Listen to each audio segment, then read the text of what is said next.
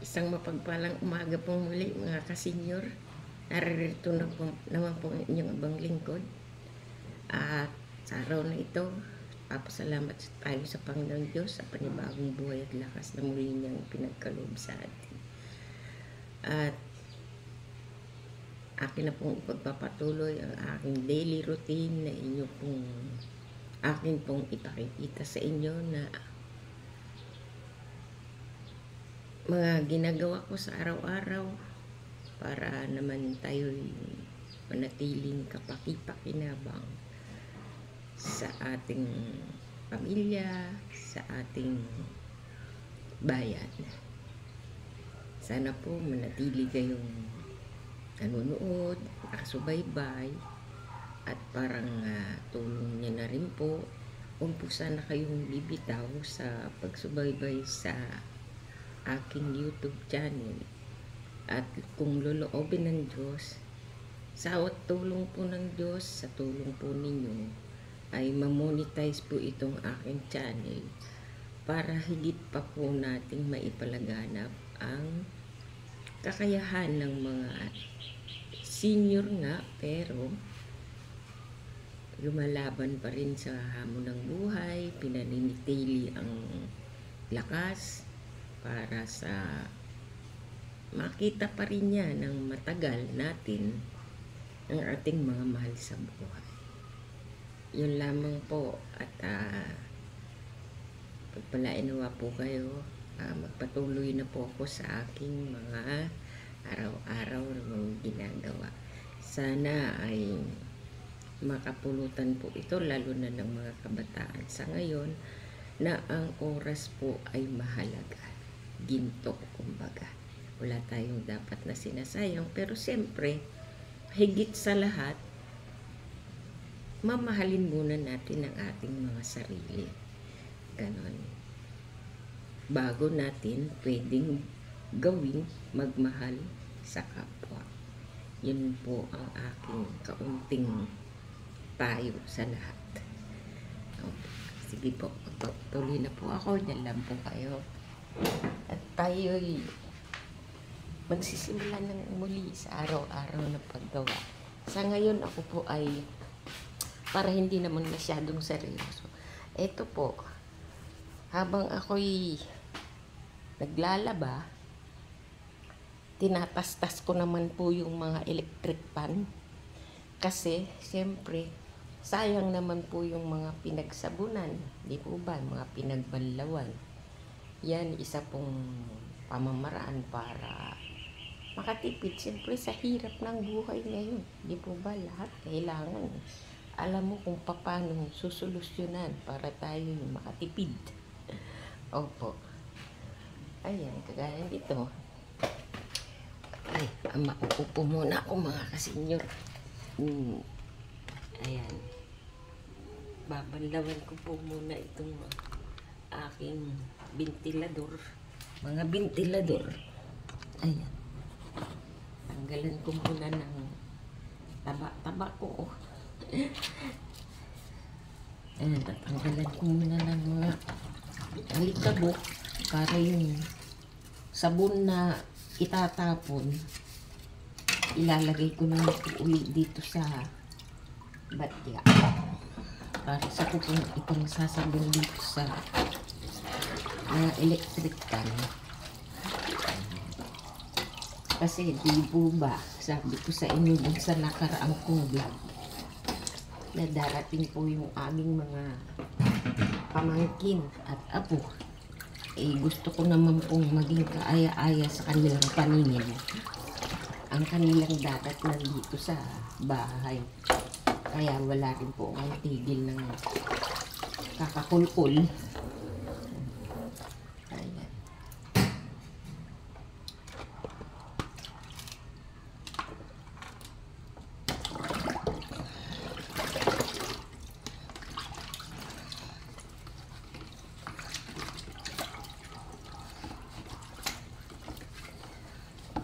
Kayong aalis.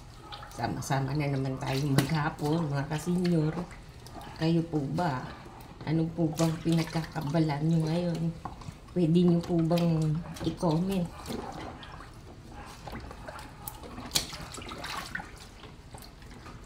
Kagaya ko rin po ba na kayo na makati ang kamay.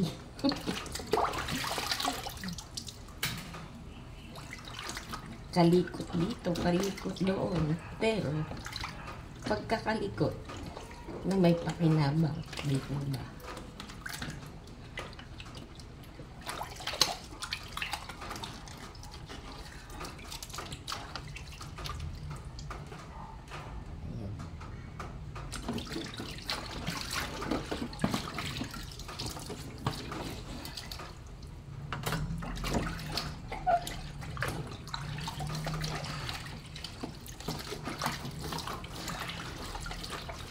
Sayang ang tubig, sayang ang sabon. Sabay-sabay na sila. Sama-sama together. Bali, 4 po yata itong electric pan na ito. Hanggang sa pinakamaliit. Hanggang sa ito yung nauusong maliit. Ayun. Yan po yung pinakamaliit.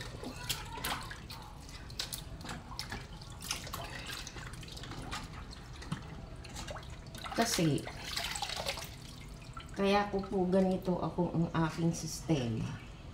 Una sa lahat, siyempre, tayo rin ang makikinabang kung malinis ang ating kapaligiran. Iwas sa lamok. Di ko ba? Kaaya-aya sa mata. At may bonus pang ehersisyo kasama. Galaw-galaw pag may time.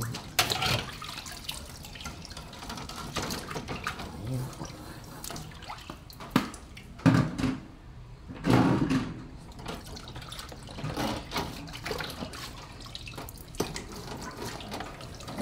Buti nga po naalala ko meron nga po pala akong stand ng cellphone. Kahapon hindi ko siya naalalang gamitin. Kaya ayan, kahapon namumroblema po ako sa paghahawak. Mahirap po kayang mag-vlog ng wala kang kasama.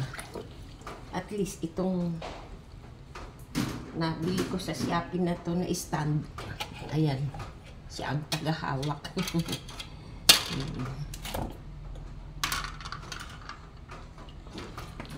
Kukunin ko naman po ngayon yung ito yung pinagbanlawan pa nung nakaraan na tubig po. Hindi ko inalis sa washing machine. Nagamit ko sa ngayon pangbanlaw sa dumi ng alikabok ng mga electric pan bago ko po kunin naman yung pinagsabunan ngayon. Ayan, diskarte lang po para makatipid sa buhay. Itapon ko po muna.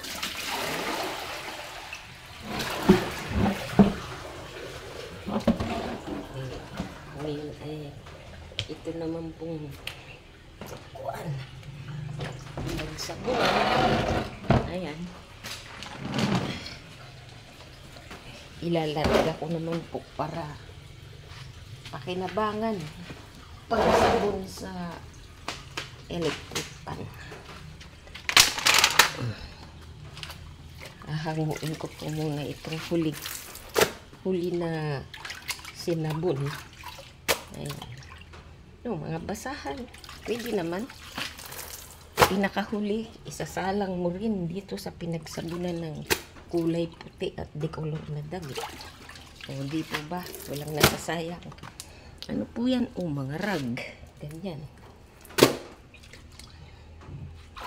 Tuturo ko din po hindi ko rin po na-i-vlog. Alam ko din po kung paano linisan ito kung sakali mang nagbabara. Kinakalikot ko po yung likod nito. Natatanggal ko yung mga bara. Gawa ng himulmul ng damit. And malikot ang camera. Ayan. Pinapaalagwa ko na po siya.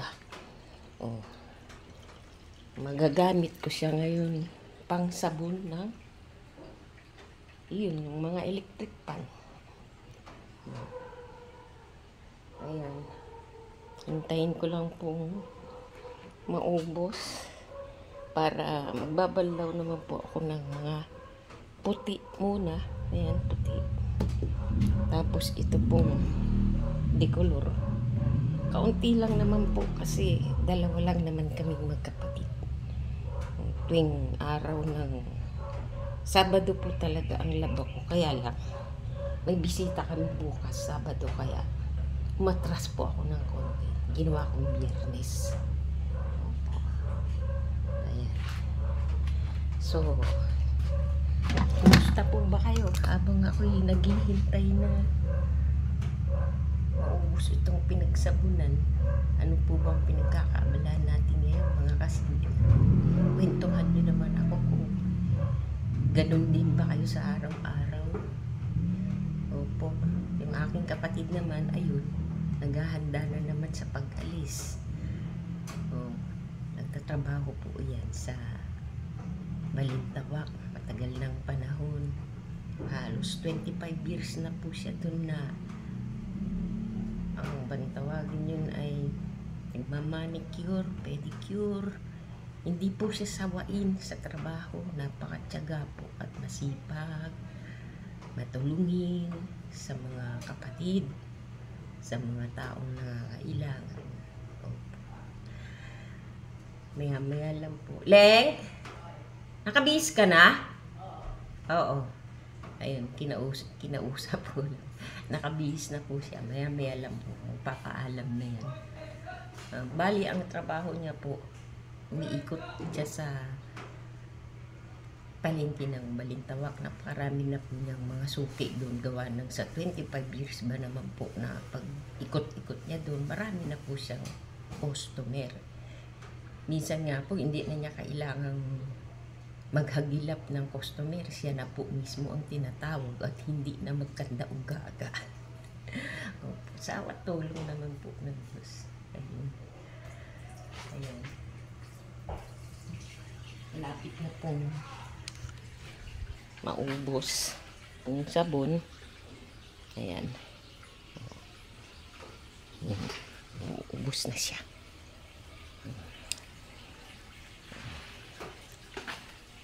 Pasensya na po kayo mga kababayan ko, mga kasenyor ko. Ganyan lang talaga.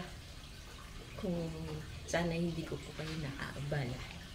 Sana po nandyan lang kayo, magpapahinga, pinanonood ako. Sana nakakapagdulot po ako ng kaunting kaaliwan sa inyo.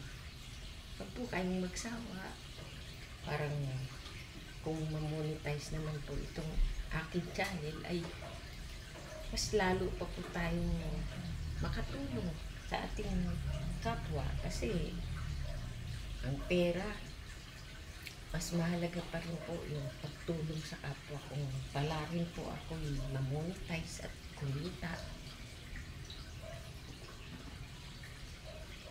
tutulong po ako. Gusto kong mangako pero sa abot talaga ng yun po ang layunin ko kung bakit ako nagbablog. Opo, una, hilig ko po. Una na akong ban yung aking YouTube channel. Pero hindi ko ako nawala ng pag-asa. Ito, nagsimula po akong muli. Sana po di kayo magsawang tumangkilik sa aking abang channel. Yun po. Ayan, ubos na po yung tubig. Akin naman pong lalagyan at lilinisin ng para pang banlaw. Ay.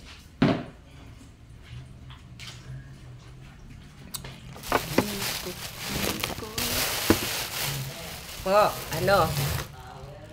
Towel. Lagyan ko lang ng towel sa likod yung bunso kong kapatid. Kasi yung kanyang backpack, mainit sa likod. Nababasa po ng pawis yung likod niya. Pag uwi dito, masakit ang katawan. Yung towel niya, cotton po. Saglit lang po. Ambe, asan ka?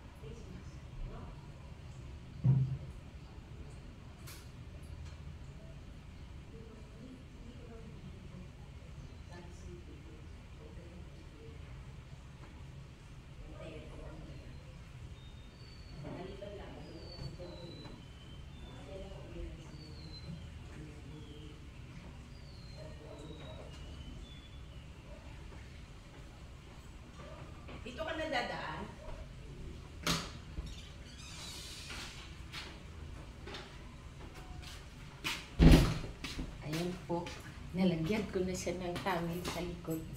Dito na po sa dadaan sa likuran.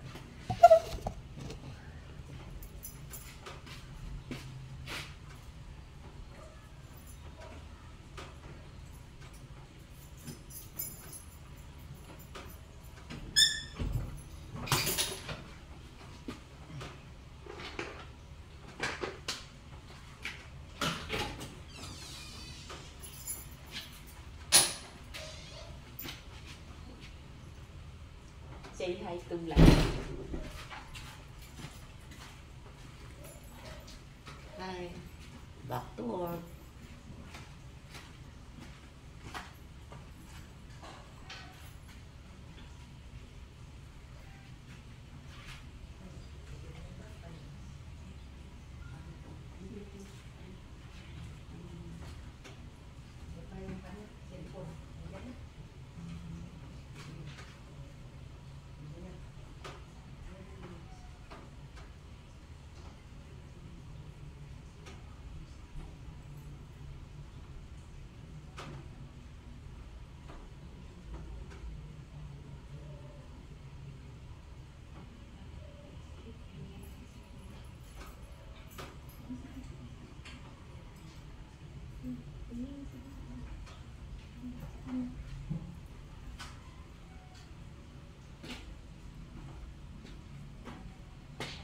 Oh!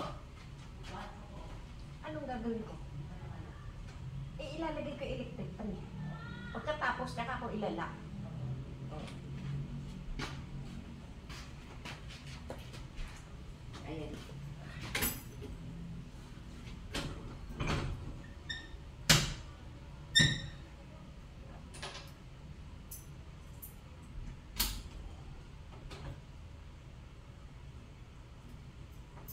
Nakaalis na yung bunso po namin kapatid. Umuwi po yun mga alas 7 na ng gabi. Ganun. Kapag ka naman po may bagyo, hindi ko naman po pinapayagang lumabas. Mahirap na. Bahain pa naman po sa Balintawak. Doon sa loob mismo ng palengke ng Balintawak.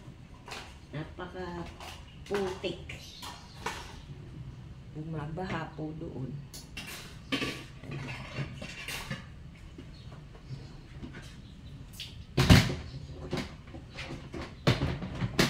Nag-iimbak po ako ng tubig kasi medyo mahina po yung gripo.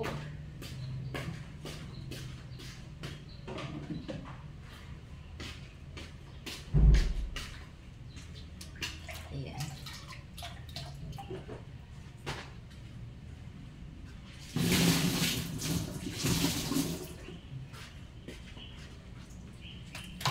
Ganyan lang po tayo sa araw-araw.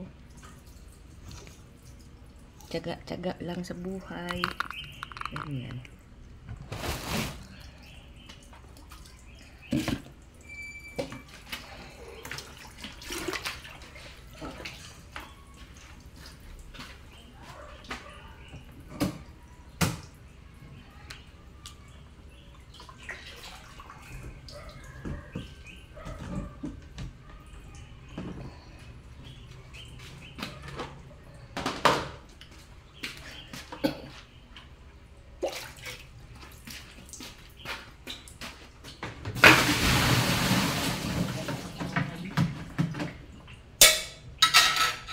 Ayaw sumama ng tangkay.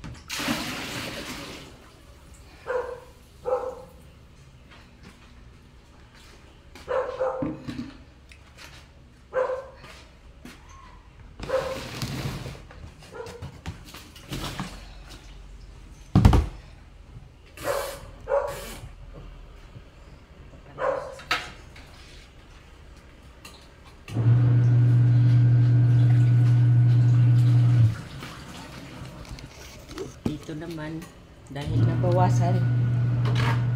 Lalagyan ko po siya ng hose. Ayan, katabi ng grate. Sisanap po kayo. Malikot yung camera. Wala kasi kung ano, tawag dito. Yun na nga, cameraman.